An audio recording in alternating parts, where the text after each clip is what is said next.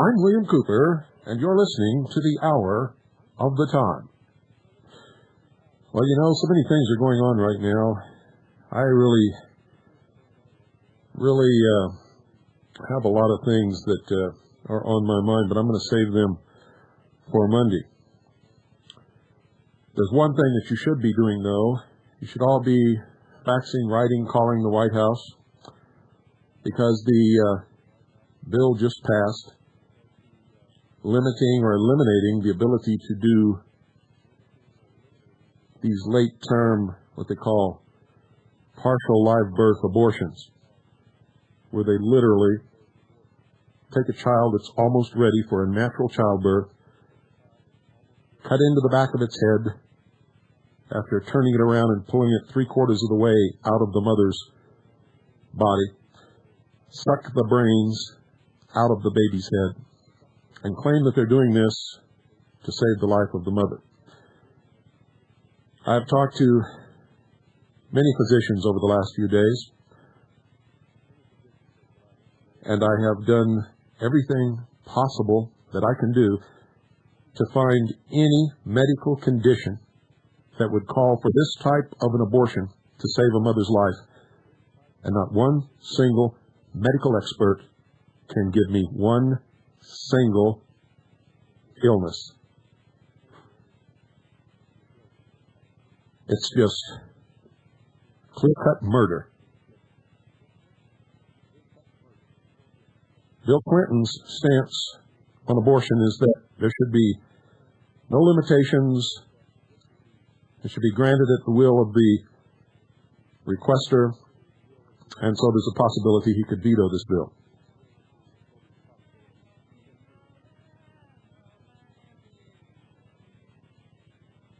If he does, these murders will continue. And that's exactly what it is. There's no other name for it, ladies and gentlemen. There's no other excuse for it. Early-term abortions where it's clearly done, or even late-term abortions where it's really done in order to save the mother's life, I have no problem with.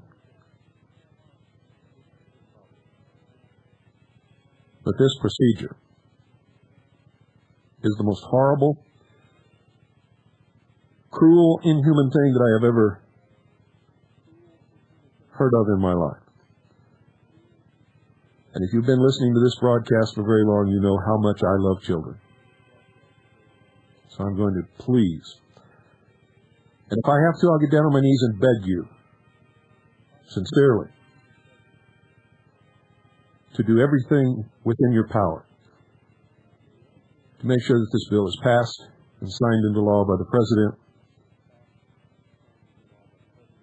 and stop this horrible murder of little children. I'll be back in just a few seconds. We're going to be talking with Frank Marzullo for the rest of this hour, our representative from Swiss America Trading.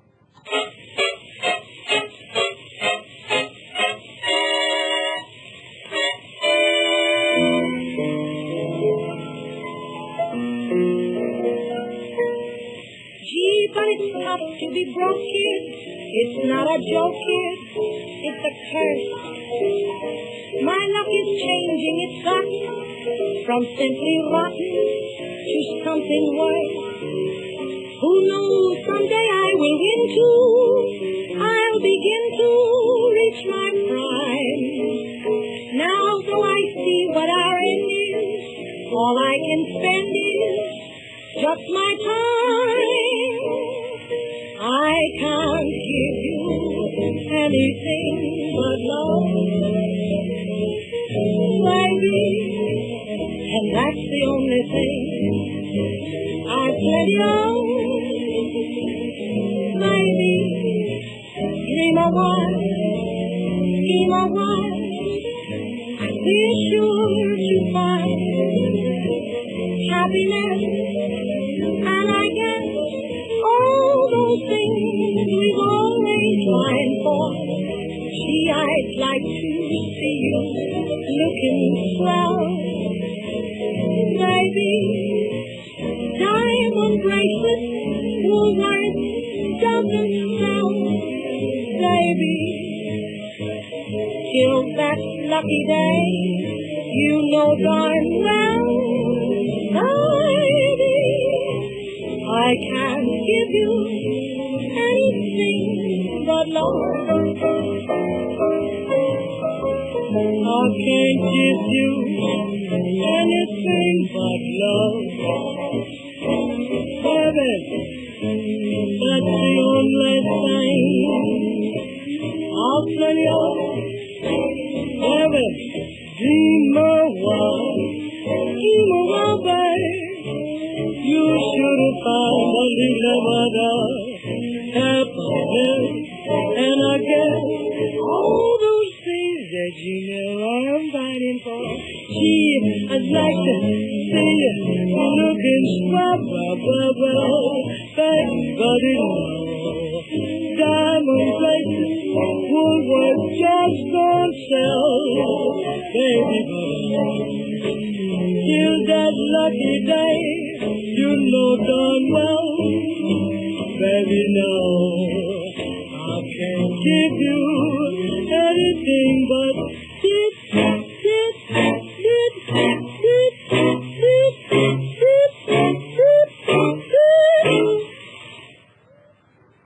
Well, folks, that was Ethel Waters from the 1930s. I Can't Give You Anything to Love. You can hear some real old stuff tonight that I've dug out of my repertoire of music, all in honor of Frank's first visit to the broadcast. Welcome, Frank. Well, thanks, Bill. I'm glad to be aboard.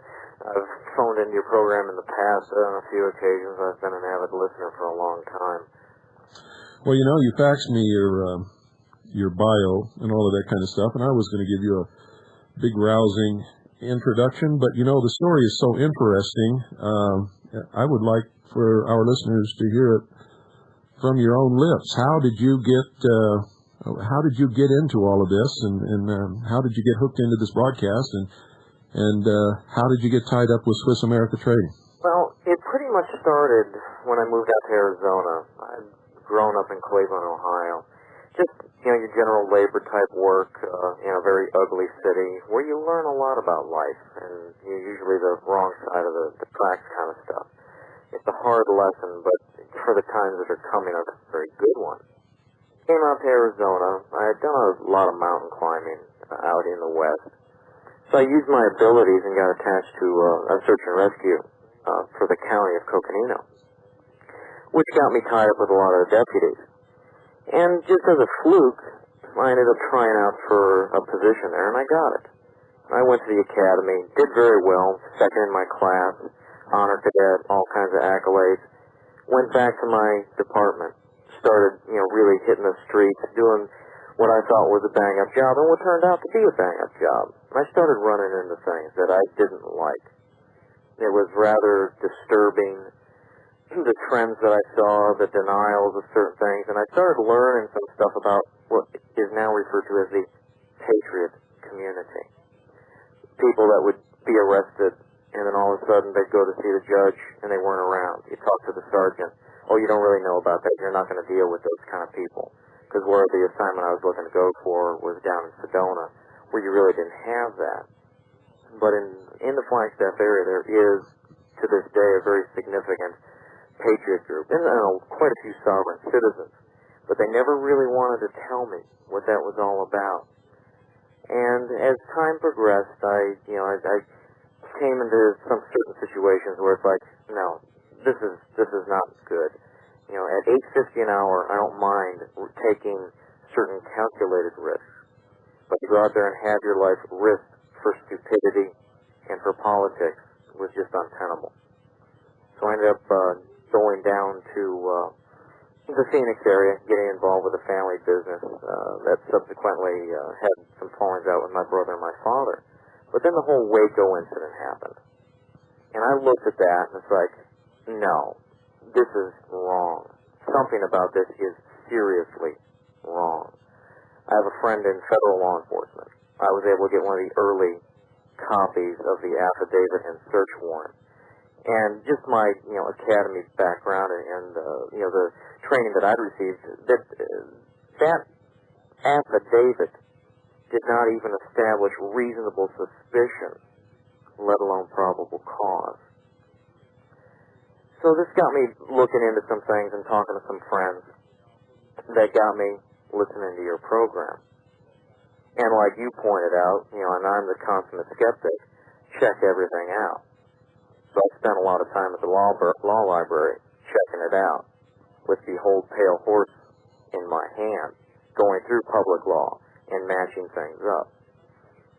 Well, then Linda's march was announced. And it's like, oh my goodness, this is going to be fun. I didn't have anything to worry about financially, but my grandmother does. So I went to her and I explained to her what's going on. She says, Grandma, you need gold. And she says, you're right. Find out where I need to, what I have to do. So I did my checking in there, too. Made the phone calls. Didn't just run to Swiss America on your recommendation, but checked around. And found out, yeah, you'd done your homework on that one, too. And did the deal at Swiss America for my grandmother. And while I was there, asked for work. And they were gracious enough to give me a go at it, even though they didn't need anybody. And I've been there for a year and a half now. And that's how, in the Reader's Digest version, how we got to where we are today. Well, I think it's a great story, and I think it's a great testimony, and I think it's a great reflection of the reality of what I've learned of the reality of Craig Smith and Swiss America Trading. And I think it's wonderful that you asked for the job and that he gave it to you, even though he didn't need anybody, and he usually doesn't. Right. But it was kind of like a lightning bolt hit. I'm sitting there because I'd called Gene to take care of things, and it just boom, it just that voice in my head asking for work. And here, I've learned a lot there. I've been able to establish. This is the interesting thing about Swiss America. We have such a diversity of individuals down there. We've got Harvey with his 30 years of stock experience. We've got another individual with many years of precious metals experience in the international community. We've got such a diverse group, not to mention the clients that come to us. When you've got people from three-letter agencies buying gold, we get all kinds of interesting faxes every day. And a lot of these things find their way on certain bulletin boards through me and others. I get on Linda's bulletin board, and a lot of stuff that is worthwhile gets up there.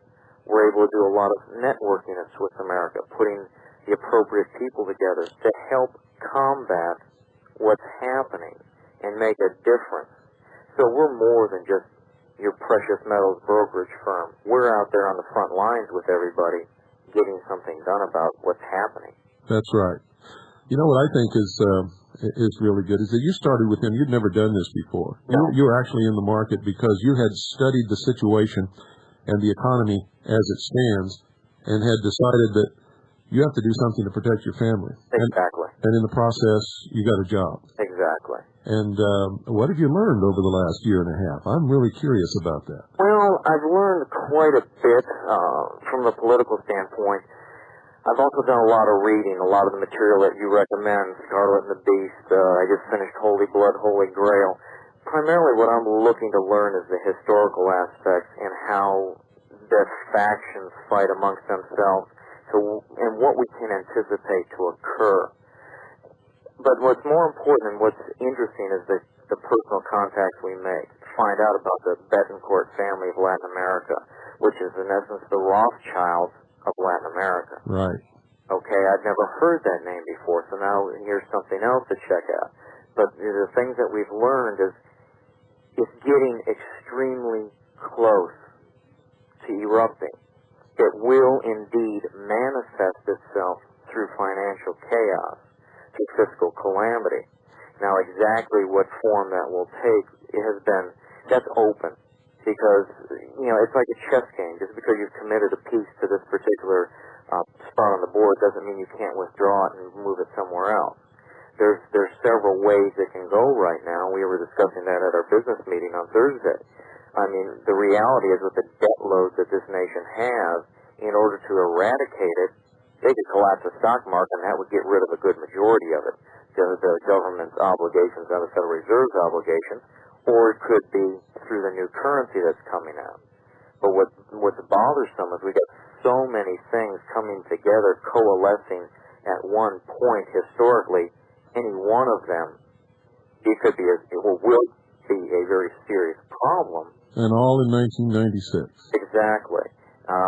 We've got people look at the Dow and it's like, oh, the stock market is doing well. No, the stock market is not doing well. The Dow is not the stock market. The Dow is 30 companies. You've been led to believe that they are a measure of the stock market, but how can 30 companies be representative of some 12,000 different stock issues? It's absolutely impossible. That's not the case. What you want to look at are much broader things, the advanced decline ratio, the primary trend index, all these various other things, yields. We get various newsletters from a professional standpoint that analyze the market, and you analyze, and it's not very good.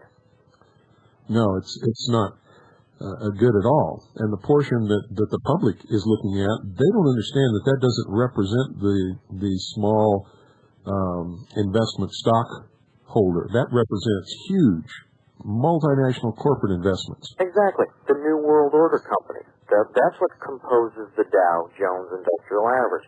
Are those big boys, the blue chips, AT&T, IBM, Disney, all of those type companies are what are on the Dow.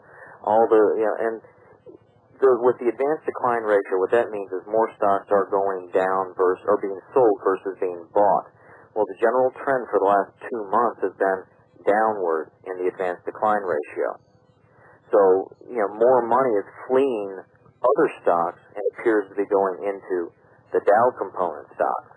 And with the level that they're at, they've got very low yields, and what is referred to as the divisor is also very low. So when you have a 1-point increase in the Dow currently, you have a Dow stock, you have almost a 3-point corresponding increase in the Dow Jones Industrial Average. It's a leveraging effect. So the appearance, the brainwashing that people have received is that the Dow is the stock market. If the Dow is going up, everything must be fine. And conversely, well, if gold's flat or if gold's down, then between the two of them, everything is just rosy. Well, isn't that exactly what happened in 1929? I mean, the stock market just kept going up and up, and it was so rosy, and everybody just kept going in hawk to invest more money because nobody could lose, and the money was just pouring out of the sky. Speaking of going in hawk, U.S. consumer debt exceeds $1 trillion, prompts warning. And after the beginning of the year, when the post-holiday layoffs begin and the mergers actually take place, debt is going to be the number one problem. You could have rampant defaults and large personal bankruptcies. This is a time bomb. People aren't thinking. They're not thinking rationally at all. The listeners to your program and the others that are involved in what we're talking about, they're thinking. Most of them are getting themselves positioned, but the vast majority of America, they've got their heads so far up a certain orifice that they can't see anything.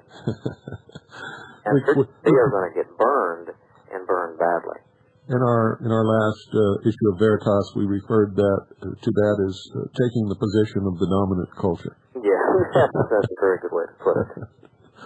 Fortunately, there are too many people. But again, if we analyze the situation politically and not just politically, but from the historical perspective that you've given us through the Mystery of Babylon series and the rest of it, and the explanations of the Federal Reserve, we can see, this debt situation cannot go on.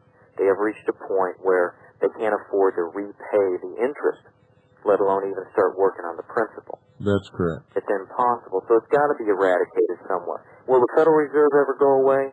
Not as long as this current government exists.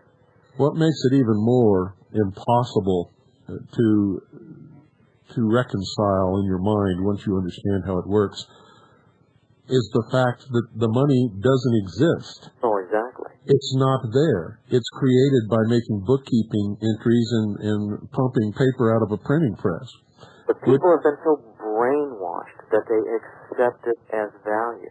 Yes, and they're looking at this debt as representing a value. What the debt represents really is the stolen wealth of the labor of the people. Mm-hmm. Because nothing of real value has been exchanged. Exactly. Nothing has been purchased with lawful money. Right. Without its purchase in lawful money, you do not have the protection of the Constitution. You can't go into a court and say they stole this. Right. And as a result of that, it's even more disconcerting once you understand how this process works, to understand that if it was created with a bookkeeping entry, it could be eliminated with a bookkeeping entry. But instead of doing it that way, they're going to cause untold, countless, millions of people to be ruined and live in misery for I don't know how many years once this breakdown occurs. Well, and it's going to be interesting to see which direction they decide to pursue, because one of the other things that people don't think about is how they've tied themselves to the system. How they've said, I've got a Social Security number, and they've admitted to the government, basically, that I'm not going to plan for my future, I'm going to let you plan it for me. So you got to live by their rules in the meantime. In the Social Security Act, I believe it's in Section 1104, it basically establishes preemptory rights over persons, that corporate entity, those that accept Social Security numbers. And that section also makes the franchisee, that person that has taken a Social Security number, liable for the corporation's debt. So the government goes out and they pull in, they create this debt problem. And currently you'll read in USA Today or wherever, they're telling you, like you point out, Bill, it's not a conspiracy, it's in the open. They're telling you exactly what's going on. That's right. They're saying your family's liable for $64,000 worth of this debt. Now, if the government defaults on it, where does the money come from? The people's pockets. People's pockets, people's property. In fact, the entire resources, which includes human resources since 1935, of the United States of America, which means everything. Which means literally the people will be indentured in enslavement, or what they used to call indentured servitude, until it's paid. But the way that it has been brought about, it can never be repaid. And so the whole purpose of this thing is to get people to accept a system of cashless debt where they'll be chained to a computer for the rest of their life, and if they get out of line, it's all over for them, which is just about the worst kind of enslavement that I can imagine. Oh, yeah, they'll go ahead and do that, and what they'll also do is they'll blame it on the system of politics. Absolutely. And they'll say, oh, if it wasn't for the fact that we had this Constitution doing this and doing that, if we only had this new state's Constitution, which is in your book, which you don't have any rights, you've got privileges. And it's all part of that Hegelian process to get people that are too ignorant to read to accept whatever the media tells them and vote for democratic change. Yes. Well, let's give some people out there something to think about for a couple of minutes. You can take a deep breath for, I think this will run about 3 minutes. Get yourself a drink of water, and we'll be right back, folks.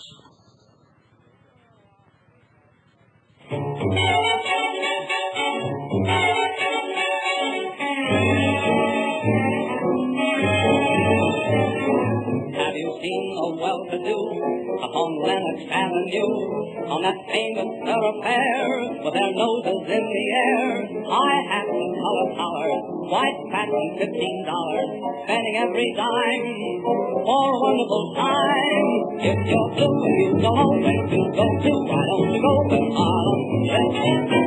Putting on the red, tangled down on the levee and high round down the levee, all this bit. Putting on the red, that's where each and every little bell goes.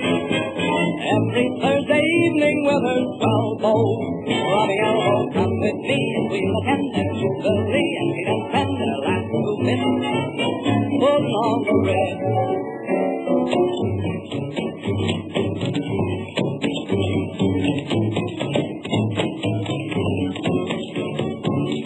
Boys, look at that man sitting on that brick.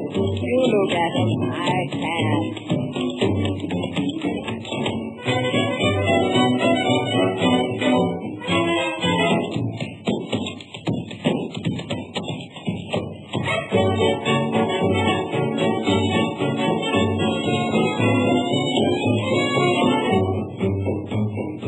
If you're blue and you don't know where to go to, why don't you go where Harlem sits, putting on those rich angle gowns upon the bevy of high browns, come down the levee all misfit, putting on that rich.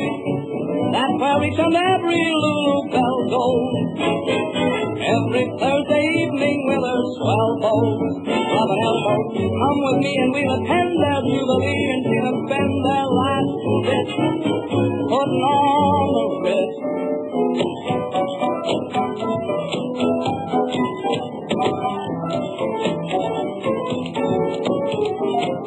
Come with me and we'll attend their jubilee and see them spend their last bit putting on the red. Well, folks, you'll never guess who that was, and since you'll never guess, I'm going to tell you, that was Fred Astaire. That was one of his first big hits so many years ago that I'm not even going to tell you, because if you're one of the people out there that can remember when that came out, it's going to make you feel bad. So, I'm not going to say it. Putting on the Ritz was the name of it. Frank, welcome back. Oh, Ian, glad to be back. Yeah, I did need that drink of water. Fractional reserve banking. You know, for every dollar people out there put in the bank loans out, they loan 9. They create, not only do you have the Fed creating money, but then you have the entire system creating money. This is one of the problems it causes. We had a client today, had a serious problem, trying to get money out of her bank. $50,000 she wanted to convert into precious metals. The bank would only release 10 of it. And that 10 is going to be reported. Well, here's the situation is they told her she has to wait 30 days to get the other 40. It's her money. It's in a checking account. It's not even in locked up in a CD or anything like that. Yeah, but, you know, Frank, I brought to the attention of the listeners years ago that the fact is they've gotten so many people to use credit cards and checks that the banks don't have that much money on hand. Oh, I know it's that. Not... When I was in the business I was in was vending. When vending, you get a lot of coin and you get a lot of Federal Reserve notes. I would, on average, take to the bank roughly $10,000 in currency a day. It was to the point where the bank was calling me, wanting to know when I was going to make a deposit. So they could get some currency. They needed. I didn't think, at the time, I didn't think anything of it. I didn't know who you were. I didn't know. I watched George Bush say New World Order. It didn't mean anything. Now it all makes sense. Now I see what's been going on and see how it all dovetails, and I haven't liked what I've seen for a long time. Yeah, the truth is that when you look at the M1, how much money there is actually supposed to be in circulation, when you look at that figure, the majority of that figure is not in bills. It's not in coin. It's what they call electronic transfers. It's created electronically. It's checks. It's credit card money. It's that kind of thing. If everybody went to the bank and tried to draw out enough money, if they had enough money on deposit, supposedly, tried to draw out enough money to pay off their debts, the entire system would collapse at that instant, because the banks would have to say, we don't have the money to give you. I believe it's only 3%. I think it's 3% all went at one time. that would do it. Yeah. But you see, in a real healthy economy that was based upon real worth and using real money, that money would have to exist. Have you read what they're doing in Ithaca, New York? No. They're making their own notes. Oh, that's where they're doing the barter thing. Yeah, the hours. They call their notes an hour. Yeah, they've been doing that for several years. And it's perfectly legal. There's not a thing that the Federal Reserve can do about it. And people, if more and more people would look into this and start doing things in their own communities and with each other, pulling what they think is money out of the system, converting it into real money, they would be so far ahead, not only for themselves, but for all of us. For every dollar they take out, that's 9 they take away from the Federal Reserve. That's right, and if it's based upon something that has a real value, like a person's work. Exactly. Like a person's product or a farmer's produce. Then you have a system that doesn't inflate constantly. It's not always taking away from you, like a paper money system will and does and always has and can only do. Well, I mean, what is this paper money we carry? You know, it's a note. What isn't? It's a promissory note. Well, be careful now. They say it's a note, but it's not really a note. I'm getting that. Security by definition. There you go. Because it has a promise to pay absolutely nothing. That's right. It's a contract. It's got offer, acceptance, consideration. But it's an invalid contract. Okay, for a contract to be valid, it has to have not only proper spelling, titles, but punctuation. Pull out a Federal Reserve note. Look at the offer on the left of the portrait. There is a period after the title. That is a statement of fact. Look at on the right side of the portrait. There is a period after the title of that individual. Statement of fact. Look in the top left. This note is legal tender, all debts, public and private. No period. It's not a legally binding statement under contract law. Okay? There's so many things that if people would read and not worry, well, OJ, they can't worry about OJ anymore, but we've got the Super Bowl coming up and other things that people look at, and they don't bother to learn the truth. They're just going to get swept aside. Well, Americans have, I believe, that Americans have been so used to plenty for so long that they'll never believe until it actually happens that anything can possibly go wrong. Well, unfortunately, Bill, I have to agree with you. I talk to a lot of people that way every day. And it's sad because they're people that know better, but they can't get through that cognitive dissonance. And it's tough for us, as with America, with 2 or 3 phone calls to wade through 30 years of indoctrination, in some instances 60 years of indoctrination. Sure. People that lived in the Depression now believe that buying and holding stocks is the only way to go. And that, and that Federal Reserve notes are real money. Should know better because they lived it. They were in the breadline. Yeah, it amazes me that anybody that lived through the Depression would trust stocks. No. I just don't understand it. Sometimes it just gets rather flabbergasting. Let's look at what's going on with this congressional budget battle, the fallacy of that, this game that we're being presented with. They defaulted. Well, they missed defaulting November 15th on Treasury devices. They were owing $62 billion in interest payments on treasuries that were due from as far back as Jimmy Carter. The government wasn't in operation. They still don't have the borrowing power. Okay, they've only passed a temporary spending bill to keep government in operation. They paid those interest on those treasuries by taking the money from federal pensions. Now, I was watching CNBC on Wednesday, and that Neil Cavuto guy, Congressman Nick Smith of Michigan, he says that the Secretary of the Treasury, Rubin, may have acted illegally in doing that. Well, from what I understand, and especially with the laws that have been passed in the last several years, you can't touch pension funds for any reason. Well, here's the situation. Except to pay the pensioner, when the money is due, or to invest it properly in order to ensure that the fund will grow in order to be able to cover the demand when the pensions come due. Well, who's going to fight Robert Rubin and the government in court? Or not Robert Rubin and the government, Robert Rubin and the IMF? Well, Who's going to take them to court to get their federal pensions back? Unfortunately, you can't take anything into court unless you can prove you have damage, which means it has to be some federal pensioner that can prove that they're going to suffer damage because these funds were taken out. The government will just say we're going to put it back so there's no damage, and they'll kick it right out. So what will happen? Well, more than likely, but the reality is Reuben, and there's been some legislation proposed. I've tried to check status on it, but with all these things going on, they haven't gotten back to me. That once they run out, if this situation develops again on the 29th, and it's starting to look like there's a high probability of that, of another government shutdown and another series of potential defaults, once they run out of federal pension money, they're going after private pension money.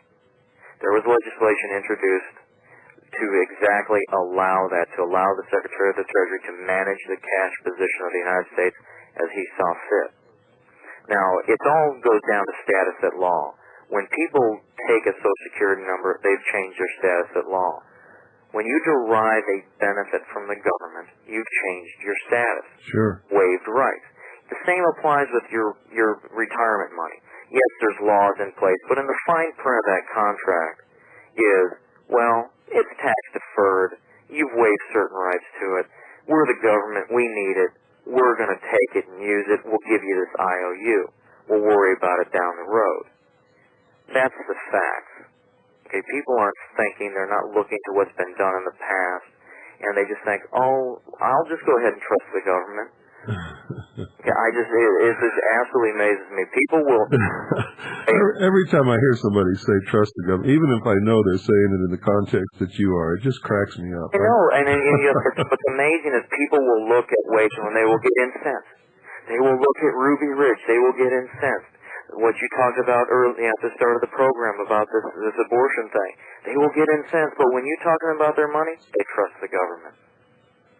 Yeah, well, that's a shame. Absolutely.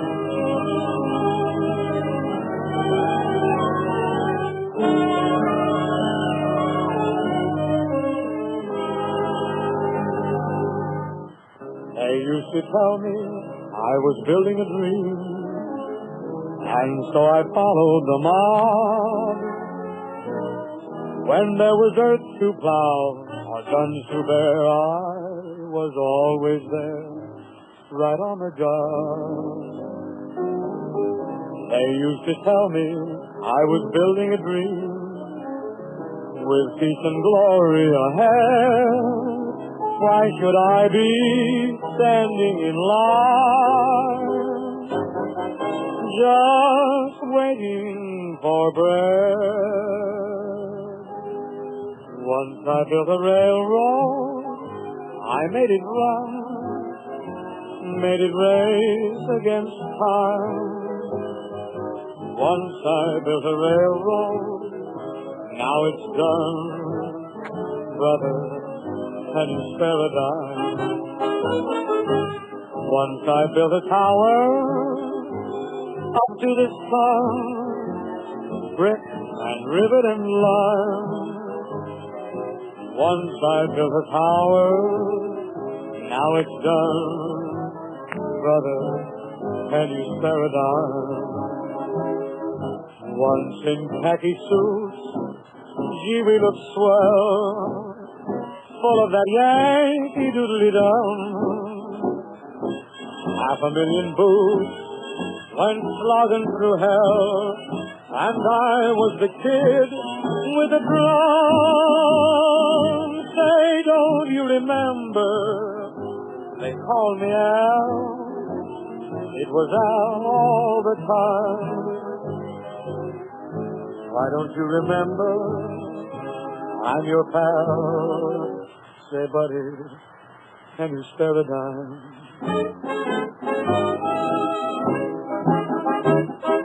Once in khaki suit, gee, we looked swell, full of that Yankee doodly-dum. 500,000 boots went slogging through hell, and I was the kid with a drum. Oh, say, don't you remember, they called me Al. It was Al all the time. Say, don't you remember, am your pal. Buddy, can you spare a dime? Well, that was Bing Crosby from The Great Depression, folks. And Brother, Can You Spare a Dime was a big hit then because a lot of people needed a dime. And a dime back then was a lot of money. You have no conception of how wealthy people were in this country in the 20s. You watch these old movies and you get the feeling that people were poor. Nobody was poor in this country in the 20s. Everybody had plenty of everything. It was incredible. The whole world was beating down a path to get to this country, to try to better themselves, because this was where it was at. You would be amazed what you could buy a dime with in 1929, or buy with a dime in 1929. You would be amazed what a dollar would buy you in 1929. And you think your money is safe. Since 1929 to today, your money has lost so much of its value, and it's done it in such a gradual, creeping way. In fact, I'll tell you right now, my father, in the 1950s, early 60s, supported a family of 5 on $10,000 a year, and we lived well. We were considered to be at least medium middle class or lower upper middle class family. Now what does it take? I'll tell you right now, today, $25,000 is nothing. Nothing whatsoever. What do you think about that, Frank? Well, you're right. It's extremely difficult, especially in the city of Phoenix, to make ends meet with a family on $25,000. If you're single, it's still tough to get anything accomplished. It's something like we pointed out, like I pointed out earlier, all these things coalescing at one point in history. They had to wipe out the wealth of the Americans in the 20s. They had to make them suffer so they would accept sweeping changes that FDR gave us. In particular, socialist changes. Exactly. Now, what I find very disturbing was just before November 15th, I was watching a news conference on CNN with Newt Gingrich and Bob Dole, and they were saying that they were going to stick to their guns on this budget, and they were going to enact sweeping changes on the order or to the magnitude of what occurred under FDR in 33. Now, for those that understand those socialist changes, how we were turned into paupers and all these other things, that should make you very, very nervous that they're going to be out there admitting that. The other thing that Newt's been proposing, and a lot of others have been talking about in newsprint and the various other media, is default, is debt eradication through bankruptcy. Now, what most Americans don't understand is since 1933, the Declaration of Bankruptcy, this government has been operating under Chapter 11 reorganization rules constantly, has never emerged from Chapter 11. Yes, and the body overseeing this reorganization is the International Monetary Fund, with the governor being the Treasurer of the United States, or the Secretary of the Treasury of the United States, who is paid by the International Monetary Fund. Exactly. So if you have debt eradication through bankruptcy, like the governor of Arizona is attempting to do, wipe out $14 million in debt with $65,000 in assets, what does that mean? That's a Chapter 7 liquidation. Now, if they're talking about debt eradication through bankruptcy and they've already operating under bankruptcy rules, that means they're discussing seriously eliminating that debt through Chapter 7, through liquidating. What are they going to liquidate? Whose assets? The parks? No, that's where they finalize the transfer of the property of the citizens and the nation into the hands of the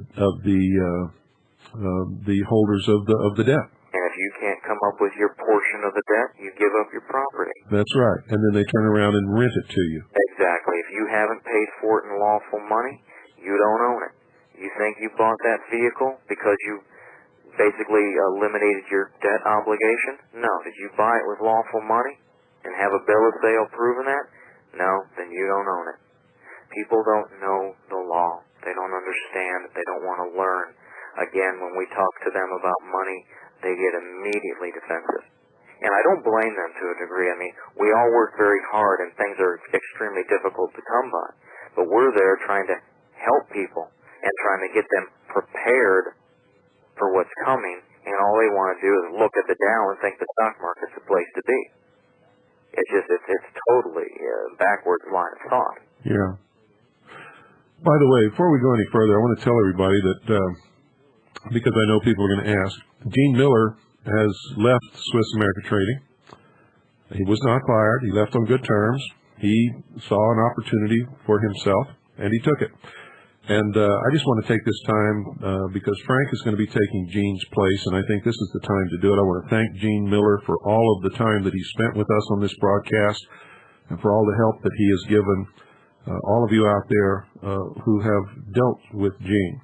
And I know that Frank is going to be just as good and is going to be with us every week, every Thursday night. In fact, he would have been here last night except for the special anniversary of the bombing of Pearl Harbor.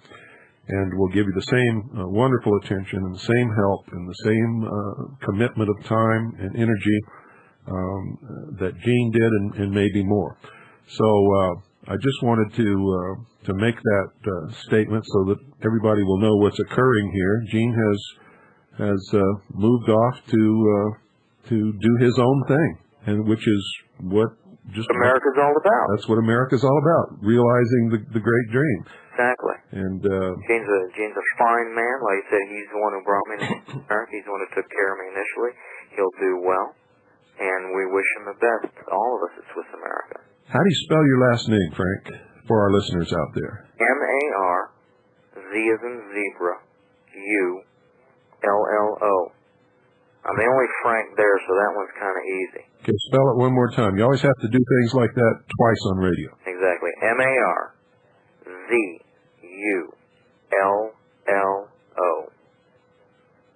Craig wanted me to discuss an offer that we've got.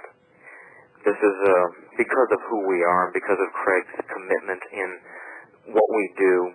You know, before you do that, why don't you, before you do that, Frank, hate to interrupt, but before you do that, why don't you give us a report on where is the market right now? Where is the market? The market this week is starting to basically take off. We started the week off with gold at 385, the Dow at 5087, silver at 516.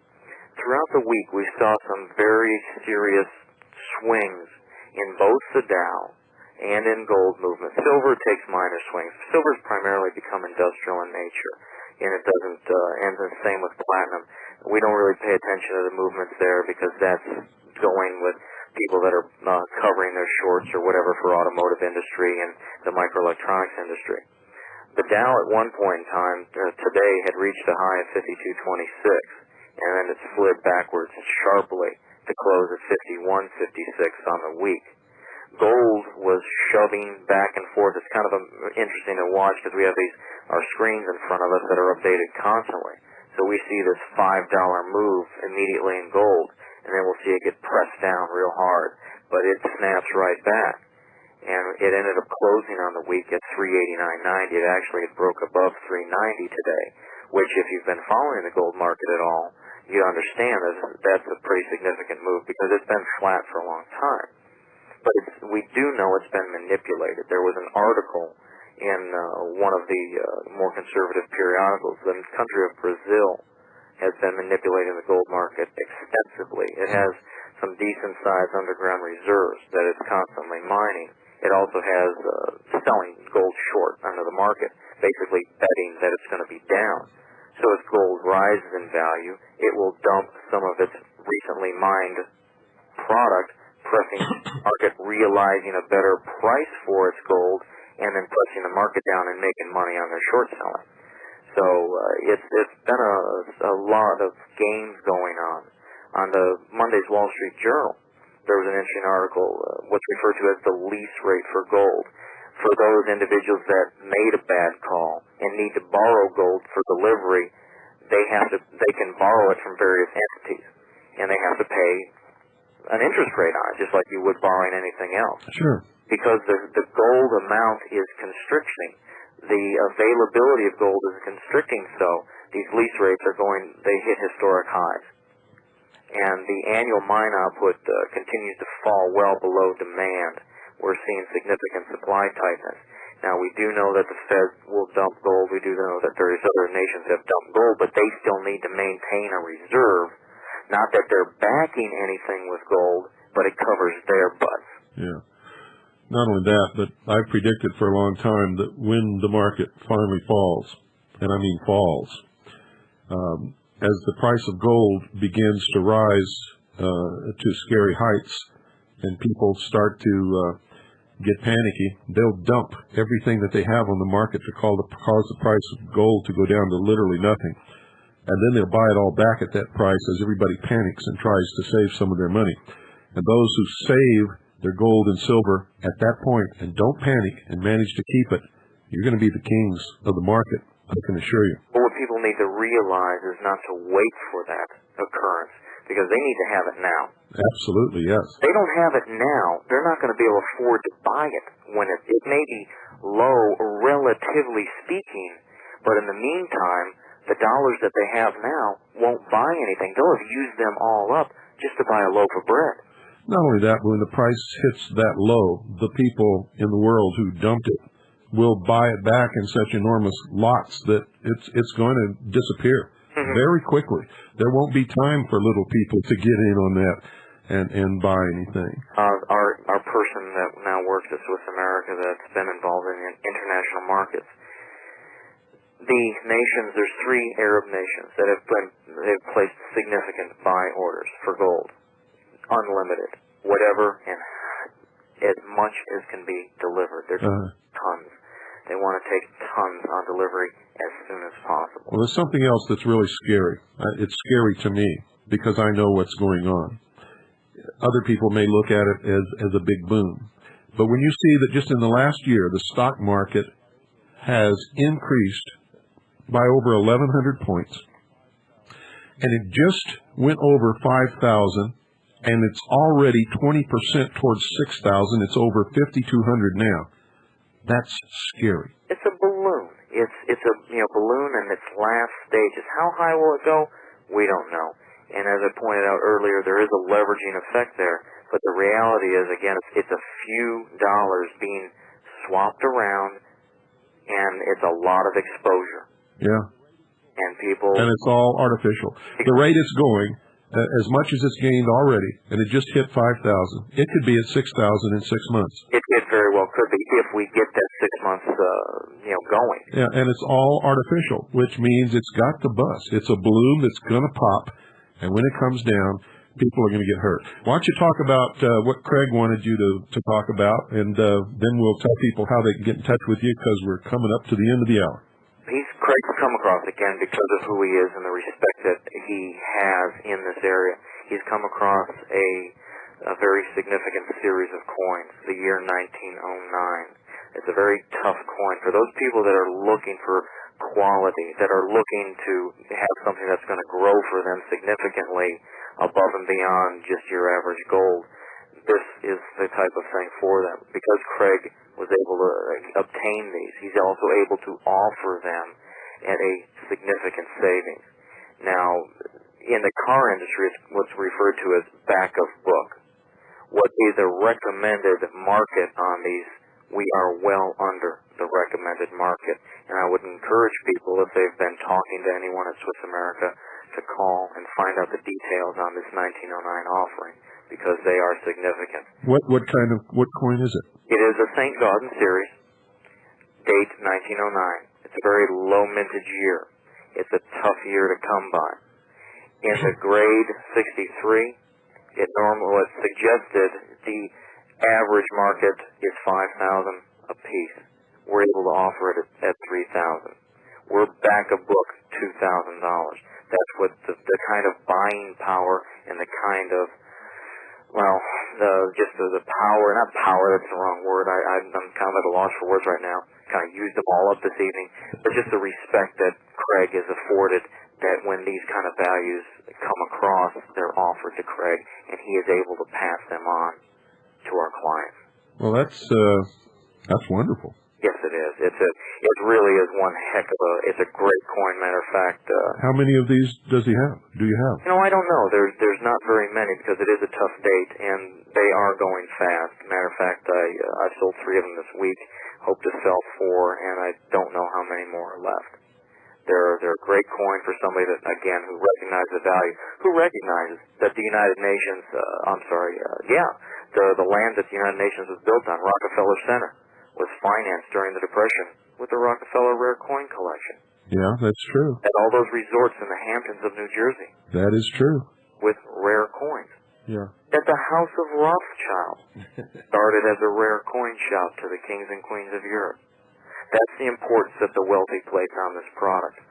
That's why we place the importance as well. And folks, just remember, governments pay their debts in gold.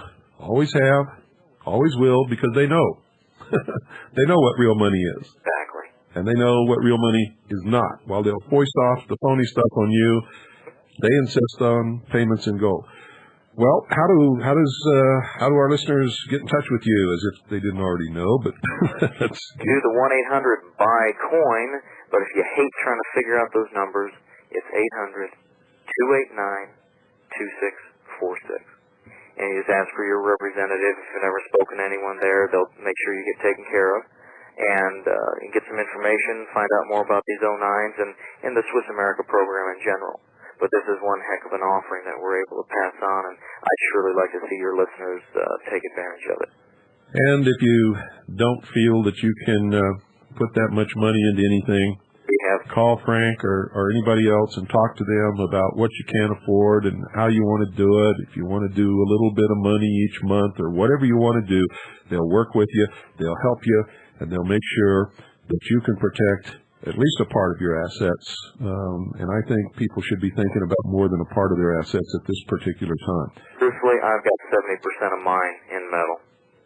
I keep a little bit just for your day-to-day affairs, but that's how close I think it is. Yeah, I think it's really close to it.